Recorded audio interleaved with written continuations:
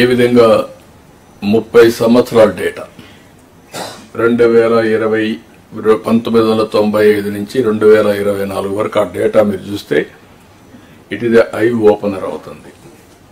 ఆ రోజు ఆలోచించిన విధానం కన్సిస్టెంట్ గా ఫాలో అయినటువంటి పాలసీస్ అన్ని ఎక్స్ట్రాడినరీ ఫలితాలు వచ్చాయి. ఇప్పుడు మనం చేసేది ఒక చరిత్ర. ఆ చరిత్ర ఇప్పుడు కాదు, రాబోయే రోజుల్లో భావితరాలు మనం గుర్తుపెట్టుకునే విధానంగా ఉంటాయి. అయితే ఇక్కడ దీర్ఘకాలంలో మాట్లాడుతూ షార్ట్ టర్మ్లో మనం మర్చిపోతే కష్టం. ఈ ఇయర్ నుంచి మీరు ఆలోచించాల్సింది, ఈ ఇయర్ మీరు ఏం చేయబోతున్నారు.